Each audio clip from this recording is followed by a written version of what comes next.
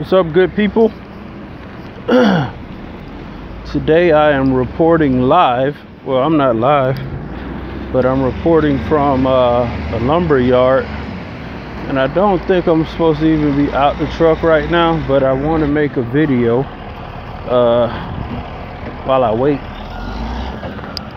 Some pretty cool stuff out here, and try to get some footage, you know what I mean?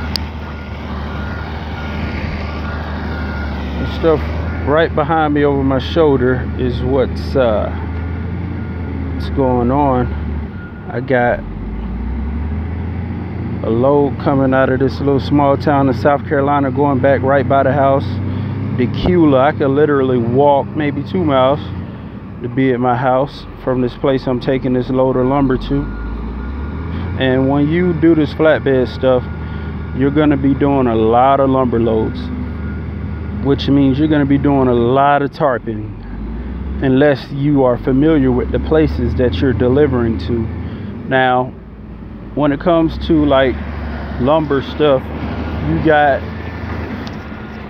once you get some footage of this stuff right here being done, the truck being unloaded with the little claw thingy. I know I sound ignorant. I don't know what the hell that thing is called. But anywho, when you're doing flatbed and you come to like these little small, like you going in and out of South Carolina, North Carolina, 99% of the time the loads coming out of those areas back to the big city like Atlanta or wherever you're from in the South, it's gonna be loads of lumber. And this is one of the places that I pick up from. You can see how high the logs are stacked up out here. And right now, what is it, early October, I've done, shoot, this is my third load out of here this week. It pays pretty good, but it's just off the beaten path. So one thing about these lumber yards, you're not going to just be able to come out of a major city and, you know, just get a load of lumber. Now you got to ride in the woods. You know, you're gonna have to drive 50 to 60 miles outside of like your Greenvilles, or 100 miles outside of your Charlotte, North Carolinas to get these loads of lumber. And the second thing about them is the loads don't pay really well. Lumber hardly ever pays well. They know that you're stuck in their little town, or you're trying to get back to where you're going with something on your back, and they don't really pay well for lumber. But a lot of times, you know, you could get a load for $2.50 per mile and get back to your town to get reloaded. So when you're doing these loads, it's best to well, when you're doing flatbed and you operate out of a major city like I do, it's best to make sure you make good money taking the load into the Carolinas or whatever rural area you're delivering to, because you gotta know that you're not gonna get a lot of money coming out of those areas. So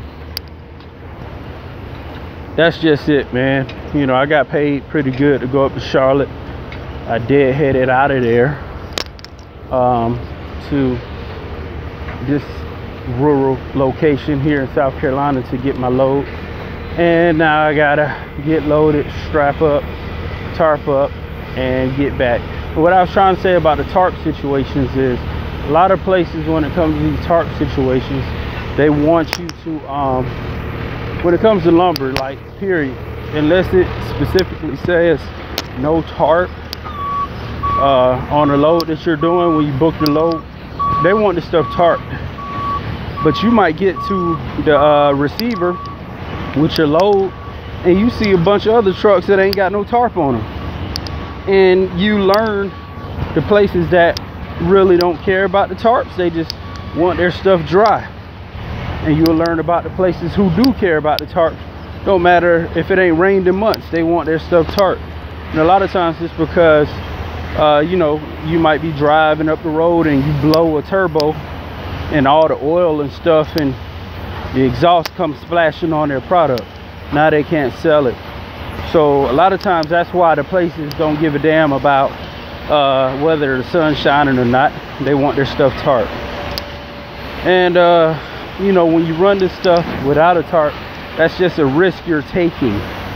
You know, you don't know what the truck is gonna do, so you might as well tarp it unless you're in a hurry and you know the customer ain't really tripping like that. So yeah, that's all I got. Here's another shot of this lumber place I'm at. I'm gonna be down there where that blue truck is getting loaded.